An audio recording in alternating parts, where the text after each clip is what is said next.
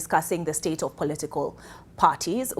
With me in studio is Felix Odhiambo-War. He's Executive Director at the Electoral Law and Electoral Law and Governance Institute for Africa. He told me, in short, that is ELGIA. Yes, that's right. Okay. And we also have the People's Democratic Party leader, Omingo Magara, in studio as well. Now, there's a point you wanted to make about the Jubilee Party Yes. before we took the event at the Hilton Hotel. When I was talking about a political party, there is a last characteristic of a political party.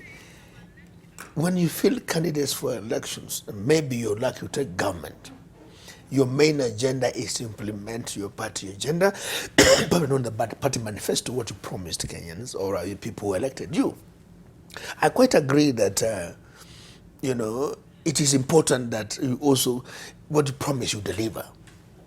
It worries me also in the current setup where you find the president has got an agenda and amongst his team, you are at cross purpose. That worries me because then if you have not focused on the same agenda, then it means you're losing it. That's why I really want to say we are feeding Kenyans.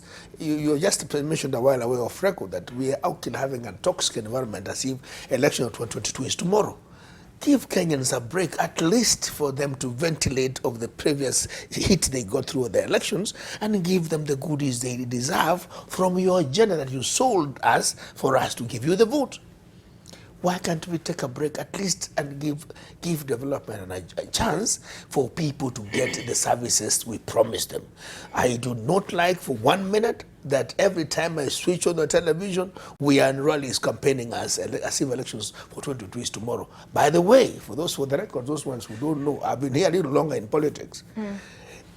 Presidential candidates are determined to us, who takes the mantle is not determined now. Max 4 months to election. So please take a break. If we are going to get there, God willing, take a break. And I want to support the president's agenda that please, can we develop fast? At least even for between now and 2021 or end of 2020 or 21 and mid-21, please start campaigning because it's too early. And by the way, some of us may start dancing ourselves late before the real dance comes. Okay. Felix. Omingo has made reference to an agenda, yeah? Is part of the problem with the Jubilee Party, the reason perhaps it's at risk of implosion, is because they lack party structures. And also grassroots support. There are those who argue that parties are built like the ANC from the ground up, while some of the parties that we've had, every time there's a new round of elections, are formed in boardrooms. The vehicle is used for the purpose of getting into office, and once you get into office, we expect that the next election cycle, the vehicle will be parked on the side of the road, a new one will be purchased, and we'll get into now the new vehicle. Is that part of the problem? That is part of the problem, for sure, because if you look at the history of political parties in Kenya, parties can be defined as entities that exist only for the purposes of accessing political power, and upon which, or after an election, emphasis is not there in terms of strengthening or institutionalizing of political parties. And that explains why our political parties are weak. Look at, by example, you remove President Moi from KANU. KANU is no longer the independent national political party that it was. And around 91, 92, we had Ford Kenya and Ford Asili.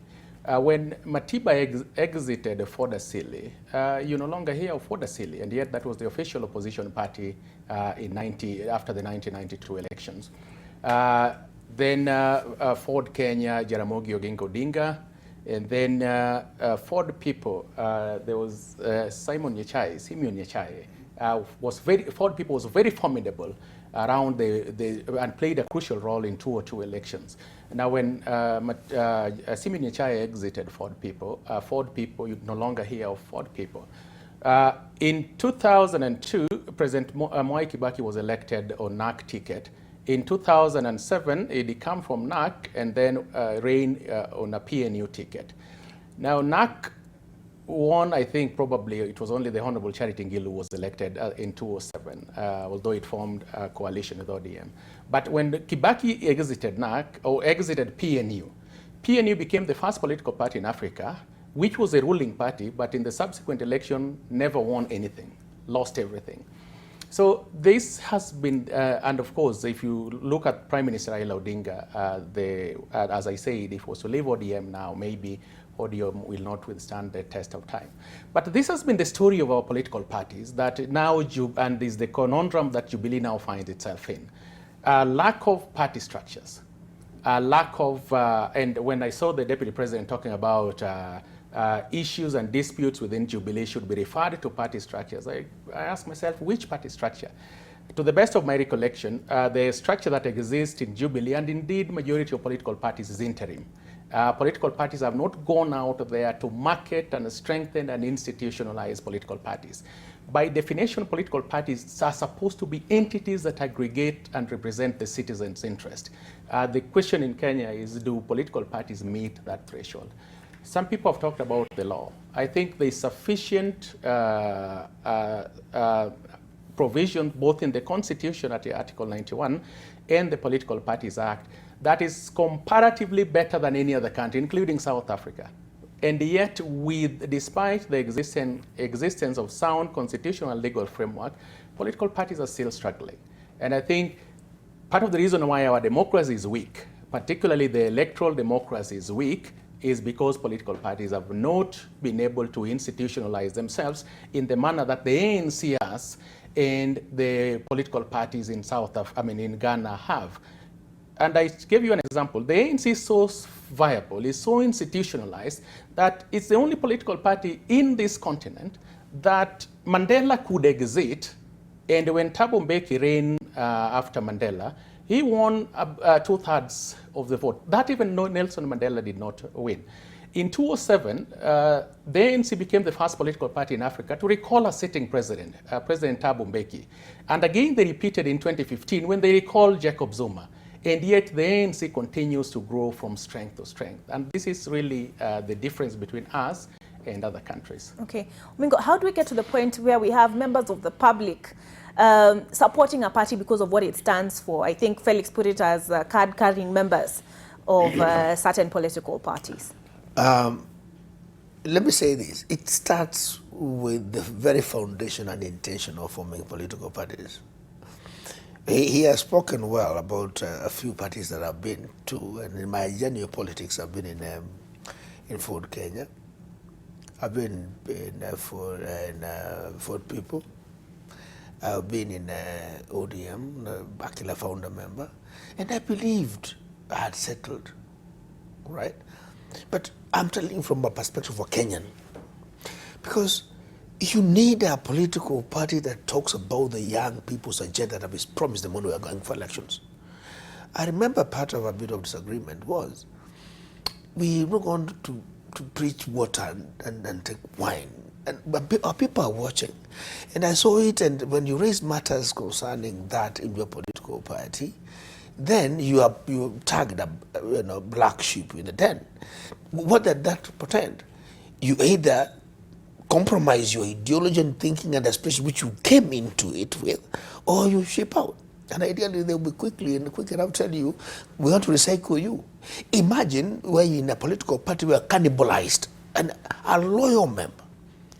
A sorry state of affair is, when I'm loyal to this party, what is it that I get in return? Not for me, of course, first it starts with me, but the people I represent. At one point when the political structures, my personal experience was, one of my colleagues in one of the parties that I was in, I raised a motion in Parliament that was touching on the profession I really profess, CPA, Certified Public Accountant. And it was a very popular amendment that compromised my colleague party member who brought an amendment, and because of my amendment, first agenda is consequentially amended and dropped. It was a pain that this young politician who came yesterday is now doing things better than the big boy, and I'm reporting the principle, and the consequence is that I am now put in a corner, no committees in Parliament. Now, do I sit in Parliament to wait for my colleague to consult his mind before I touch on his path? And I was elected to represent the people. So these are some of the issues that we don't, kind of ideologically believe in. And that's what we are. But I think it doesn't have to be, it's not a quick fix. We must start kind of a cultural change, just like we're training people on corruption. Can we deal with party loyalties? When a member is in a political party, let's see results out of it. Maybe the panacea to this is rewarding people commensurate with the participation. It can only come through the mixed member representation. You are in a party list, rally your people around the party, bring as many as you can, and elbow everybody else, not because the big boy has seen you, but the multitude behind you to support the party then qualifies you for the way you walk in. And then, you, like in the nomination list, you qualify to get in that next nomination list. That's only how we're going to have party loyalties. In this current structure, sorry, it will not work. Sometimes we preach and say, oh, we are a national party, we're a national country, we're a cohesive country and all. But when I'm campaigning, I say, you know, I'm near there and I'm your own. Please defend me first before I go out. Where am I going to? First home before I come out. In our system, politics is local. Can we then, in the amendment, and I proposed during the BBI initiative when I was on CMD, they actually panacea to solving this problem is having to kill this the winner takes all syndrome, having people mixed member representation where even you can be the president tomorrow, depending on what kind of ideas you sell and what your party stands for, and a party that supports you and can reprimand you, not because he doesn't like you as a big boss, but it's because you have offended the agenda of the party. It is only in Kenya where you find my member of parliament. I have two in parliament, PDP. They are not doing that, but you find a member of your party actually propagating the agenda of another party against the Political Parties Act, and nobody touches them. I mean, it can only happen in Kenya. We must change, and the change must come from our people. Perhaps, again, social media is so strong. Why don't we strike these guys and fire them after 5 years? Because our contract to fire them because they don't behave well. Okay. Some of us are not very honorable in our conduct. Felix, Omingo is talking about a scenario where ideally the big party boss can be censured by the members if he goes against the ideals of the party, against what the party stands for. Here it is the opposite, isn't it? I've seen in parties where it is, if you offend the boss, you're finished, your political career is finished. And something else that I want to bring up is the nomination process. Because I feel like there's a lot of mistrust of political parties, because when you look at some of these nomination processes, people delegate votes, but whoever they vote in doesn't end up with a ticket. Your vote doesn't count. Is trust a problem? Absolutely, and you are right. We haven't quite reached a level where the party leader can be censored by the political party in the manner that it happened in South Africa, as we said, with the African National Congress. And that confirms the fact that political parties are by and large top-down affairs. And the citizens are yet to associate themselves with political parties. And that's why it's very normal in a campaign environment where voters, the so-called card-carrying members, if you come with Jubilee today, people will troop, and some of them will even be wearing Jubilee colors. Now, if a PDP comes later, they will be having PDP caps and things like that, and that is an issue. But there are two things. One is, again, what Mheshimiwa Magara has spoken about. Party discipline. That is one of the problems that we are having in political parties since '92, where a member of a political party sponsored by that party then makes a unilateral decision to then begin to support the other party. And this was the problem there, and that is why in 2007 Political Parties Act, this was such an important issue to the extent that there was a provision in the Political Parties Act that the president could not appoint an opposition member of parliament to the cabinet without the concurrence of that political party. Unfortunately, we removed it in 2011 Act. But in 2011, we introduced Section 14 to rein over and to reinforce party discipline, where you cannot be elected on this ticket and then you sponsor the other ticket. And I'm talking about the situation such as, for example, with Aisha Jumwa, or I saw the ANC situation, when they reprimanded Osotsi and things like that.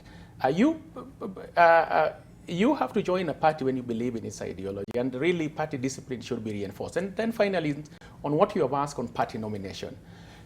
In every elections, including the 2002 election, which was generally regarded as credible, political parties exhibited serious weaknesses insofar as nominations was concerned. Those who won overwhelmingly did not get party tickets. The process of awarding or issuing certificates, nomination certificates across the board was so opaque. In fact, you remember if you look at 2017, ODM had serious problems that in nomination and Jubilee, to an extent that with respect to Jubilee, the deputy president has to be called to restart the process again because it collapsed virtually. And ODM had very numerous cases of people who had won in the nomination ending up being shortchanged during the party nomination. So there is really need to strengthen the nomination process. And I think both the party constitution, but also and I agree, and this is something we've discussed with the current registrar of political parties and Rito, that there is need to relook at the Political Parties Act, to look at all those loopholes, including dealing with the, political party nominations, if that is going to help. But the bottom line is this. You cannot expect a chaotic and shambolic and violent-prone party nomination and then expect a peaceful general election. Then malpractices in the nomination are imported to the general election with catastrophic consequences. Yeah. Can I say something Yes, also on yes. these nominations? In 2007, and again, please allow me to go back, we really fought for independence. Most African countries fought for independence. But remember, it is us Africans who are actually going to be enslaved in Europe today. We want to not be slaves directly because we are giving ourselves away because of the environment that we are creating as systems of governance today. But most importantly, in political parties, people lost lives to get multipartyism. Some time ago, you saw people folding political parties, voluntarily, but without knowing that they required them at the end of the day. Some of them said, close this one. Because I told members of parliament, please don't legislate because you think it doesn't affect you today. Tomorrow, somebody else will be on the other side and you find yourself in a mess.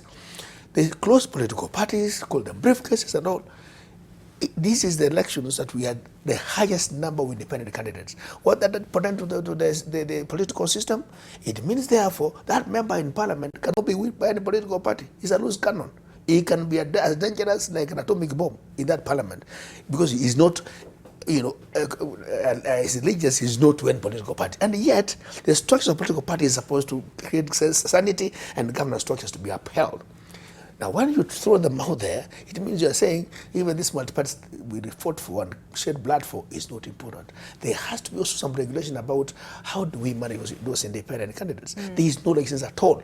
And there are quite a number. In fact, most of them in the FCAs are quite a majority. That also tells you that the strong candidates were elbowed out because of the opaque nominations. The challenge then, therefore, is how do you do? It's just like a myriad of things. How do you do credible elections without political party structures or other funding of that sources can facilitate that proper, transparent process? Where members also, even when they are elected, they don't even subscribe to the political party. You have to coerce them into it. Party loyalty and discipline. All these things move around. What we are saying here is we need to be, we have fidelity to the law, and please be honest when we say it, mean it. Okay. Felix, he raised an important point. He said these opaque nominations led strong candidates out looking for an avenue to pursue their political ambitions, and that's why I guess we had a lot of independent candidates. There was also this concern that came up a lot. Is funding linked to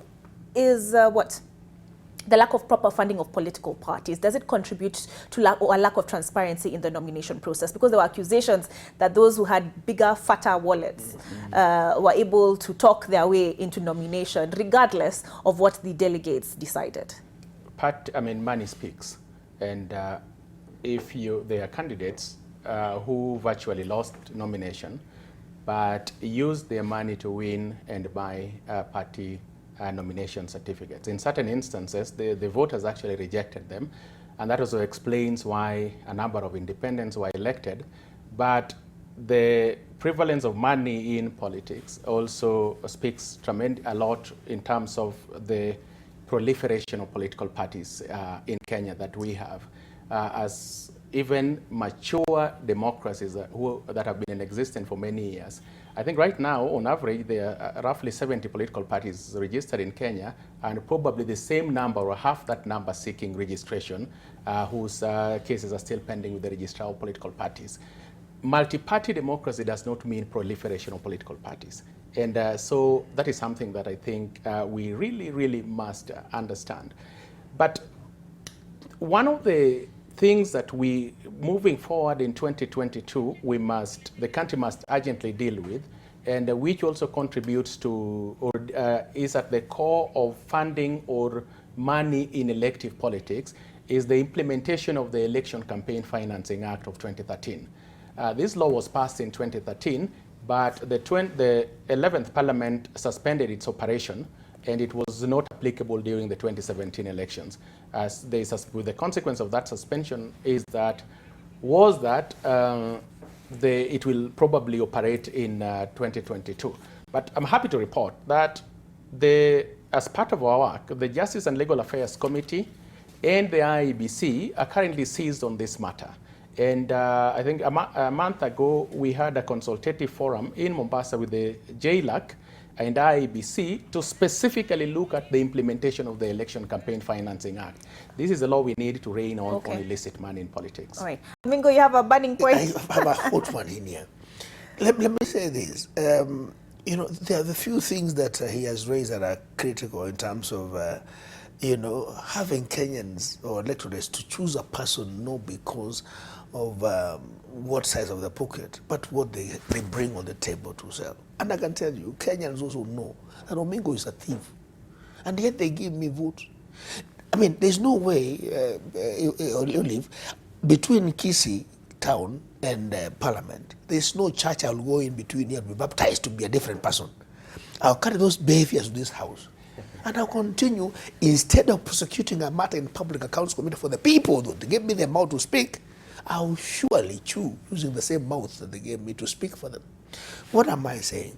This political party financing that, the campaign financing needs to be looked into so that people are not disadvantaged. For example, women politicians don't have the same deep pockets like men do.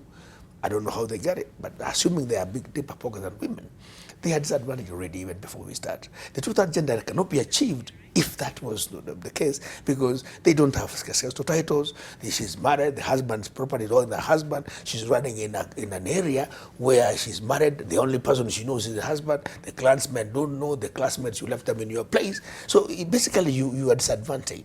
What comes in? On top of that, you have no financial resources. Some political parties generally may want to do nominations, but you don't have the resources to do that. So therefore, what we are saying is we need to regulate that, then even the ground for everybody else to participate, and let Kenyans choose fairly who is going to represent them. And I want to say this, how I pray that at the end of every elections, of course, as much I really embrace the issue of the handshake, how I pray that this country will mature to a point where the competing parties shake hands after the announcement of results, not after violence. Really. It happens in other developed worlds. We cannot be saying we are developing and doing things negatively and in no quite manner. Where people, after finishing elections, Denmark, the Netherlands and all, actually, they don't even have an AABC. You know, part of that problem again, Madam Olive, is mistrust. The way when I see you, I judge you and say your name betrays you, and I know you want to rig me before. Some people lose election before they start. They don't even have an AABC equivalent we have. Actually, it's actually political parties appoint civil servants to come and count the votes. Sometimes they even persuade them to come to count. Nobody's interested. Of course, their votes have gone because they know their votes will count. After counting, I'll give an analogy. You find, just after elections, an example, Honorable Duale counting votes with Honorable Mbadi on a table, and they agree. You know, I'm giving that analogy. It happens in those other developed worlds. We will get there. And my prayer is, because I don't want to be a pessimist, This country is very, very optimistic. You remember 2002 elections when Kibaki came to power? We're the most optimistic country. Let's use the handshake today to correct these ills, including what my brother is saying, because the environment is right. If we wait until 2021 to do any amendments of political parties act or any election act, we shall be eliciting pain and people will be suspicious. If we must strike it, please don't worry how the handshake came. Let us use the handshake to correct these ills, and Kenyans who smile after every election will cry. Okay. Felix, is an interesting point you made, which is multi-party does not necessarily mean many parties. Do we need to regulate the number of political parties? Well, the practice in other democracies is that with the time as the democracy matures, we have good elections, credible elections, and we move through the process, as in our case here with the new constitution. Strong and vibrant political parties would be the natural product of that process. That is how America started with so many political parties, but as we speak, there are only two very strong, well-institutionalized political parties, Democratic Party and the Republican Party. The same is with the United Kingdom, where we have the Conservatives and the Labour Party. By saying that, I'm not advocating for a two-party system, because there's also serious problems with that in terms of dictatorship by the political parties themselves. But the point is this, multi-party democracy does not necessarily mean proliferation of political parties. The intentions and objectives of forming political parties in this country, whereas others may have been genuine, like for example, the example that the Honorable Magara said about being dissatisfied as a result of a chaotic and shambolic nomination process. That is aside.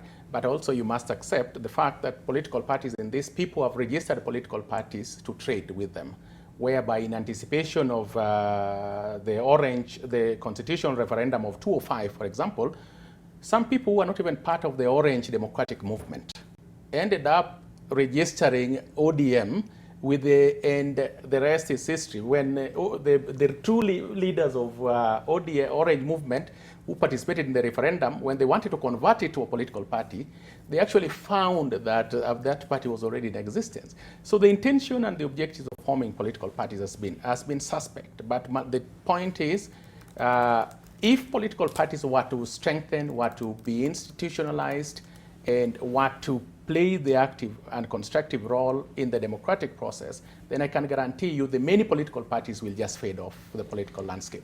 I want to answer that, try to attempt to answer the question of kind of regulating against political parties registration. I think the liberties we enjoy, our constitution is quite elaborate.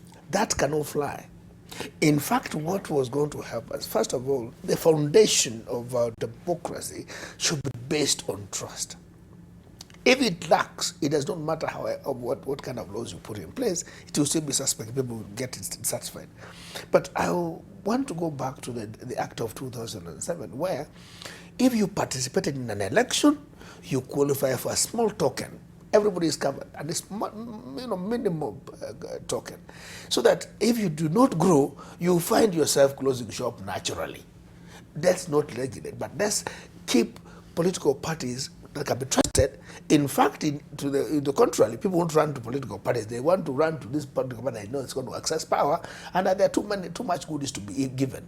The others will actually collapse naturally. What am I saying?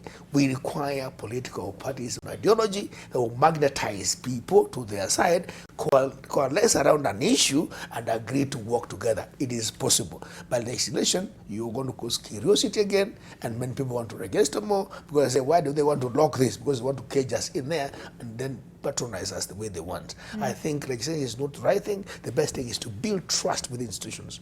Institutions, political parties, that can be a destination of choice for political leadership of the country. When we take it up as lead to the extent that people believe, yes, they have a wow point, people naturally get attracted. In Swahili they say, kizuri chajiuza, kibaya chakitembeza. Ukitembeza yako hainunuliwi. So what am I saying? Let us color our structures with ideologies and trust and honesty, transparency in nomination. I agree with what my brother said. If surely you are not democratic at the political party, you'll be a terrible dictator in national government. So please, for a dictatorial political party, watch them before you give them the power. They'll be sitting on absolute power, and absolute power corrupts absolutely. Okay, Felix. Yes. We've seen this mid-cycle defections. Yes. Yeah, Aisha Jumwa, Josephat Nanok, Kifutha Kibwana they're looking, Wiper, from what I've read, is looking to replace Kifutha Kibwana with, what's his name? The ambassador, I'll remember his name. Yeah. I wouldn't say he's defected, just aside from the Kifutha situation, but Aisha Jumwa and Suleiman Dori, I remember at some point were taken through a disciplinary process, and there were sittings and they were given the opportunity to be heard. But there doesn't seem to be much of a consequence if I decide to shift my political allegiance midway. Absolutely, and that is the weakness in Section 14 of the Political Parties Act. The Act, that section of the Act, prohibits a member of political parties from supporting the other party. The exception being if there is a general agreement that those parties must form coalition, then it is allowed. But if an individual member, like the examples that you've given, Aisha Jumwa, Suleiman Dori, and so on and so forth, including Governor Nanok, then the question is, what then stops you from just simply saying, thank you very much, I sought elections under this party, but now I'm moving over to that party? The weakness in the Act is this, that the Act simply talks of such a member who supports the ideology or vision or policies of another party shall have been deemed to have defected. But the consequence, and that's where there is a weakness, the consequence is not tight. The proper framing of that section of the Act should have been that the consequences of being subjected to a party disciplinary process must of essence lead to such a member losing his or her seat. In Zimbabwe, Mozambique, and other countries, they have the de-whipping clause, that the consequences of an expulsion is that you lose your seat. In South Africa, when the ANC recalled Mbeki not only lost the party presidency, but also lost the presidency of the head of state, being of South Africa. And so what we need to do is, first of all, if there has to be party discipline, this has to be reinforced, and which is why I have absolutely no problem with ODM seeking to rein in and subject the Honorable Aisha Jumwa to a party disciplinary process. Part of the problems, or Suleiman Dori, or as the case, as you have mentioned, the Honorable Governor Nanok losing, being de-whipped from being the deputy. That is how it should be. I spoke to the former Secretary General of the New Patriotic, the current ruling party of Ghana, in Ghana, the New Patriotic Party. When he heard that people defect from parties, he was shocked. And he told me that throughout the 27 history of multi-party democracy in Ghana, there is no defection. In fact, if you were to defect from ODM to Jubilee, it is the Jubilee people who will look at you with suspicion. Why are you coming to our parties? Do you believe in, and this is this politics in Ghana, at the way it has been. So I support Section 14 has to be amended, and this clear penalties and sanctions must be introduced in that section. Okay. My worry, I quite agree with my brother here. Do you know even, Olive, why we have serious challenges in tackling corruption? There is no punitive measure. The stakes are not that high even when I'm caught. What are we saying? We have legislation here that if we were to kind of put punitive measures, as they say, this has to happen. The problem is we do not have, okay, the laws are there, but the risks and penalties associated with those breaking of the law are actually not that strong. That's why corruption is still fighting back, and people want to make it a natural thing and christen it. When you drive along the road and you find some traffic, heavy traffic where you're headed to, then you roll your window down and ask somebody, hey, is there a problem ahead of us? It tells you, no, that's the jam ya kawaida. You know what we are saying? We have resigned to fate that jam ya kawaida. Oh, every time we see in the newspaper. I like your analogy. Yeah, and then we walk down here, somebody say, ameiba tu kidogo, we wanaibanga. Really? Is that how we should train our children? And by the way, punitive measures, and I think this thing will start even from our families. Can we start growing our family by not tempting our children as well to disobey the rules of the game? When you send your child, don't send them and tell them when you have changed, I'll give you some sweets. You are bribing a child before the child grows. In the office, they'll never do anything for free. It must also from our families. Okay, Felix, I want you to weigh in on the Wiper situation. Kalonzo Musyoka has lost several party officials who accuse him of being heavy-handed. What would be your advice to him? Or do you see that merely just as a manifestation of democratic process? Well, first of all, I think we have to, internal democracy within political parties must be reinforced. Just like I don't support a party leader who loads it up over party membership and particularly elected MPs.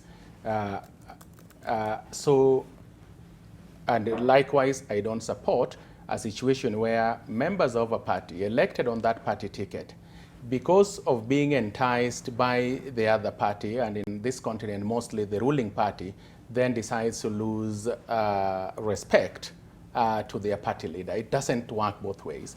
Now, with respect to WIPE, I think WIPE has been there for some time, and Kalonzo, I think... I looked up the name, yes. Just eluded me, and that is Ali Chirau Makwere.